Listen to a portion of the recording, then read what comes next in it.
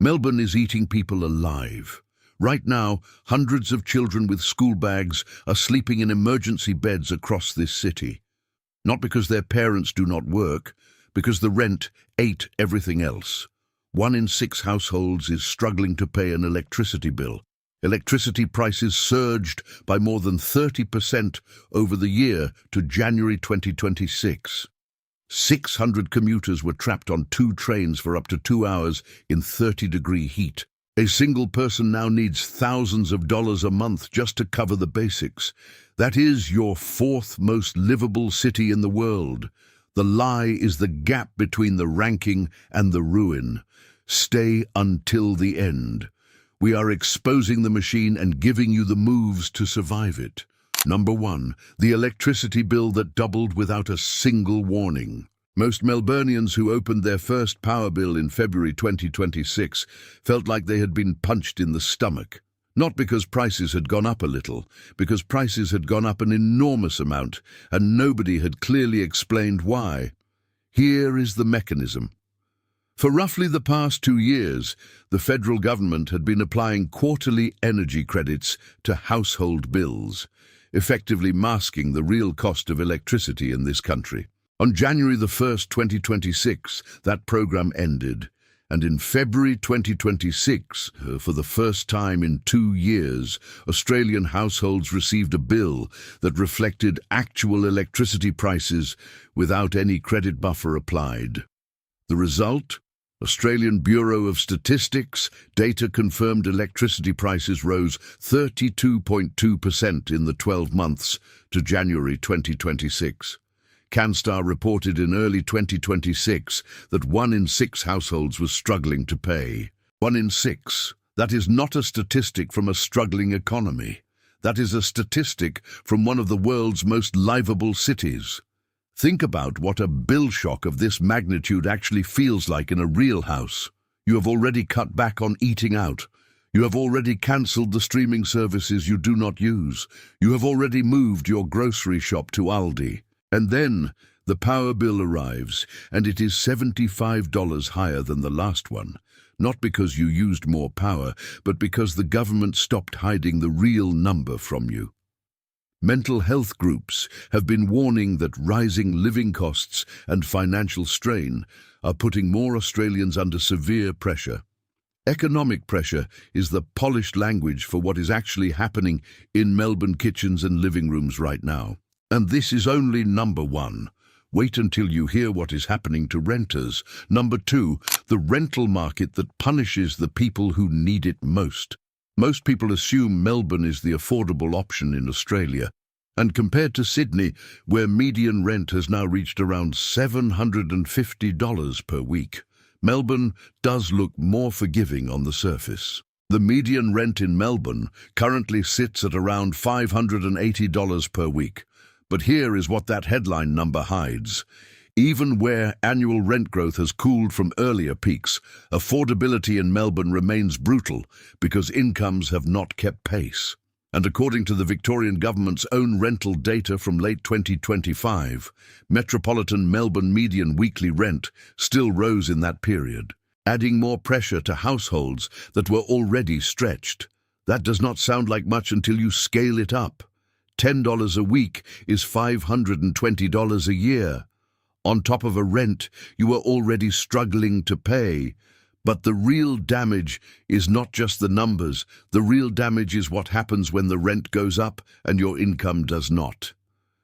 Launch Housing, one of Victoria's largest specialist homelessness providers, released data showing that the number of children and young people needing help increased by 20% over the past 5 years. They helped almost 1,600 children and young people last year. Hundreds of those were children living with their families in emergency or crisis accommodation, not young adults, children, hundreds of children in a city that sits near the top of the global liveability rankings. The gap between those two realities should make every Melburnian stop and think about what liveability actually means and who it is designed to measure. Melbourne City Mission has also reported high rates of mental health challenges and long periods of homelessness among the young people it supports, with only a minority securing stable housing. The rental market promises a fair go for the people who work in this city, serve in its cafes, drive its trams, clean its offices. But the evidence shows that for a growing and measurable portion of Melbourne's population, the rental market delivers a one-way escalator toward crisis. And if you think the crisis only affects renters, the next one is going to hit different. Number 3, the mortgage stress that is spreading through the outer suburbs like a slow flood. Most people who bought in Melbourne's outer growth corridors did not do anything reckless. They did not speculate. They did not over-leverage. They were first home buyers, young families, essential workers who made a rational decision based on the interest rates and lending conditions that existed at the time they signed. And now those conditions have changed dramatically. Even a small increase in rates can be brutal. On a mortgage of $600,000 to $750,000, which is a realistic range for newer outer suburb properties in Melbourne, a single rate rise can add roughly $80 to $120 per month to repayments. That is one increase alone, not the cumulative increase since the rate rise cycle began, just one. Analysts who examine Melbourne's mortgage landscape continue to identify outer growth suburbs as pressure points. Craigieburn, Pakenham, Point Cook, Hoppers Crossing and Cranbourne are regularly flagged as areas where the cost of entry rose faster than wages and where household budgets are under severe pressure. These are not areas populated by investors managing risk across a portfolio. These are areas full of families with children who have no buffer left, and the compounding factor here is what makes this genuinely alarming.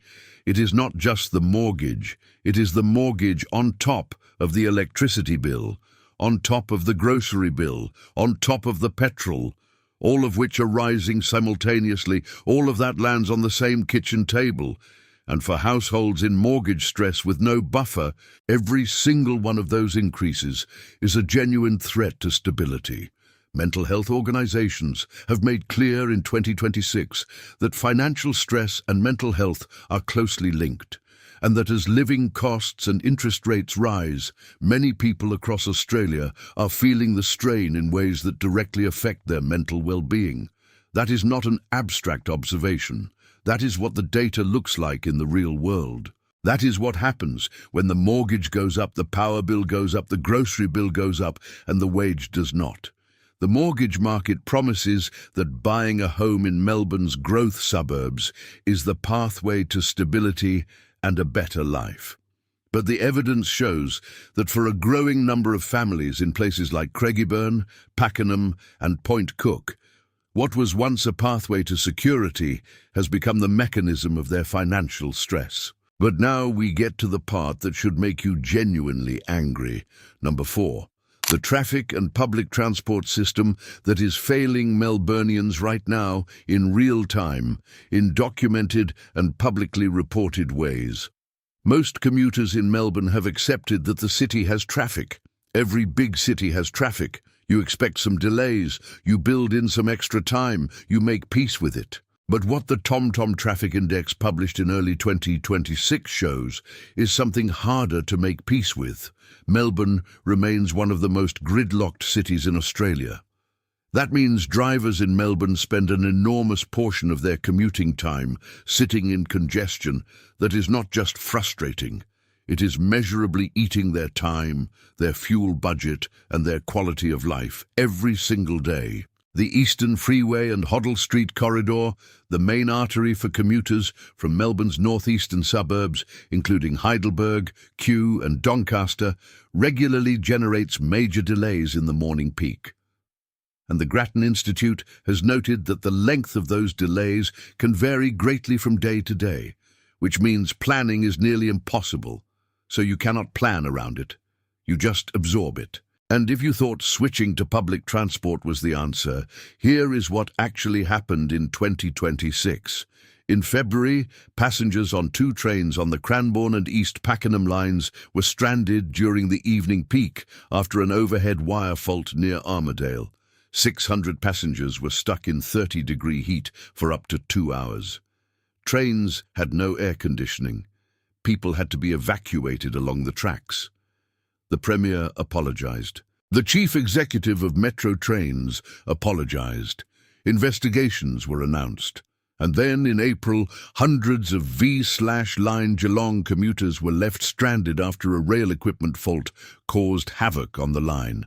Some passengers reported waiting hours for replacement buses. Hours for a replacement bus on one of Victoria's busiest commuter rail lines. The Public Transport Users Association said the absence of early replacement services was unacceptable.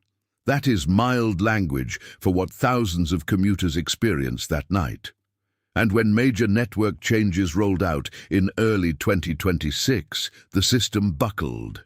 Public transport forums and social media filled up with documented accounts of overcrowded stations and stretched services as the network struggled to cope.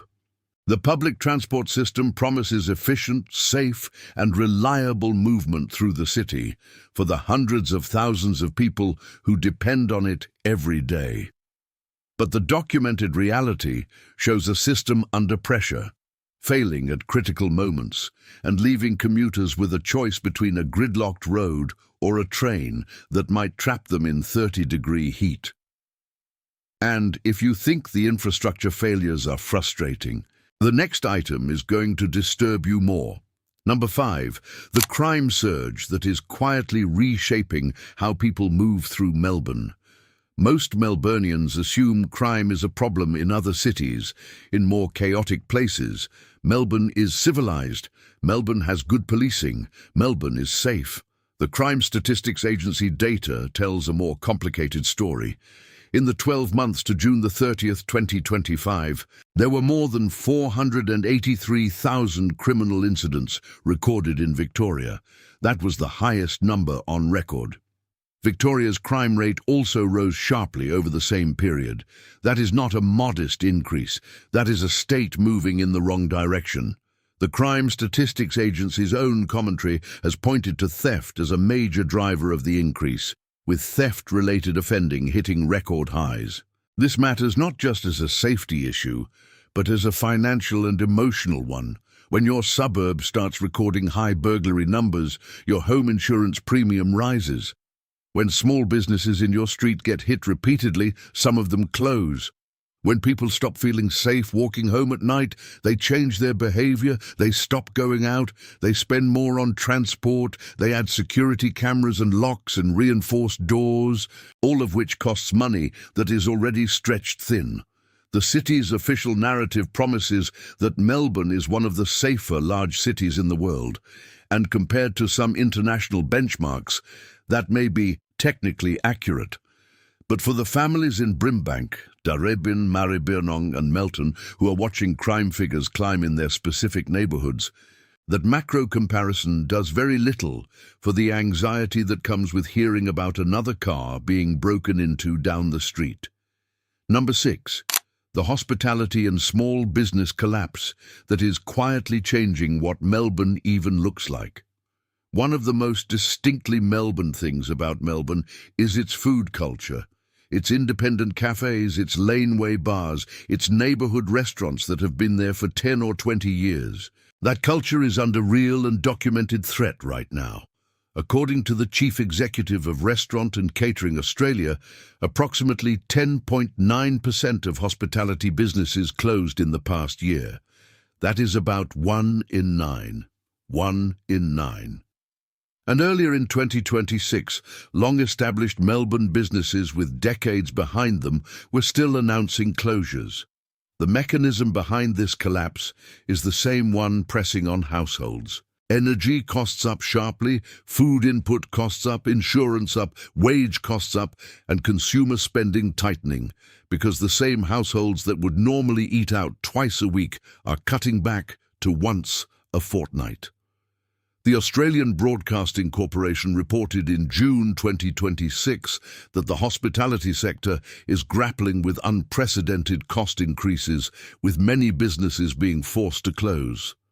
When the cafes and restaurants close, something deeper closes with them.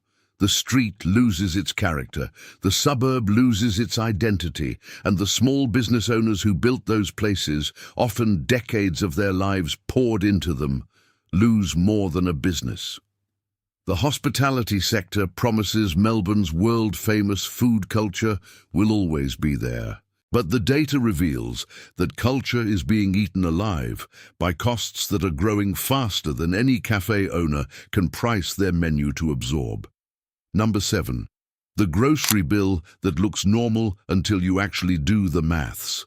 Most Melburnians go to the supermarket and pay what they pay. They might notice things have gotten more expensive. They might swap a few things around. But they rarely step back and look at the full picture of what is happening to food costs across every single category simultaneously. The inflation data in 2026 shows pressure across multiple food categories at once. Protein costs are up, drinks are up, takeaway food is up. Meals out are up. Everyday staples are taking a larger share of household income than they did before. That is what makes the supermarket so deceptive. Each item might only feel a little bit worse, but when every category moves together, the weekly shop becomes a serious financial event. The grocery sector promises everyday value and household convenience. But the evidence reveals that in Melbourne in 2026, the weekly shop is consuming an increasingly large portion of household income, and the categories going up fastest are the ones that feel the most personal to ordinary families. Now let us talk about what you can actually do, because this is where the story changes. We have been through 7 specific, documented, real-world pressure points that are driving the Melbourne breakdown of 2026. And the honest summary is this. These are not random events. They are the outputs of the same system running the same way it always has, except now the pressure has concentrated to a point where the cracks are impossible to ignore. So what do the people who are navigating this most effectively actually do? The first thing is energy. If you are still on a default market offer, right now is the time to compare. The Victorian default offer benchmarks are set annually, and comparison tools like Victorian Energy Compare allow you to enter your postcode and current bill and find cheaper plans. The gap between the highest and lowest offers in Victoria can be hundreds of dollars a year. This is not a minor tweak. It is a material saving that costs you nothing but 45 minutes. The second thing is grocery shopping. The data is clear that Melbourne households are spending heavily on food. The households that are holding the line on that figure are doing one specific thing. They are using the unit price, not the shelf price. Almost every item in an Australian supermarket has a unit price on the shelf label in small print. It tells you the cost per 100 grams or per litre. Once you start reading that number instead of the headline price, the value picture completely changes. Buying a larger format of the same product often reduces the unit cost. And buying store-brand products on staples like pasta, flour, canned tomatoes, and frozen vegetables typically delivers the same nutritional outcome at a lower cost. The third thing is the rental conversation. If you are currently renting and your lease is coming up for renewal, you have more leverage than you may assume. Victoria requires written notice of rent increases, and renters who push back with data, specifically by pulling comparable listings in their suburb on major property sites, often find that landlords will hold the line or reduce the proposed increase rather than go through the cost and delay of finding a new tenant. The data is your tool. Use it. The fourth thing is mental health. The connection between financial stress and mental well-being is direct and measurable. If you are in Victoria and feeling overwhelmed, Suicide Line Victoria operates on 1300 651 251. Lifeline is available nationally on 13 11 14. Using these services is not weakness. It is exactly the response the system is designed to provide for exactly the pressure that Melbourne residents are carrying right now. The fifth thing is community. Some of the most effective cost-reducing moves available in Melbourne right now are social ones. Neighbourhood buy-nothing groups on social media have exploded in size over the past 3 years as Melburnians share household items, tools, excess food and services without money changing hands. Food-sharing apps like Olio connect people with surplus food from supermarkets and restaurants. Community gardens across inner Melbourne allow residents to grow food collectively and share the output. These are not fringe activities. They are growing responses to real financial pressure, and they work. Now let us zoom out and look at the full picture. The story of Melbourne in 2026 is not that the city has failed. The city has remarkable things. The culture is real. The medical infrastructure is world-class. The food scene, despite the closures, still has extraordinary depth.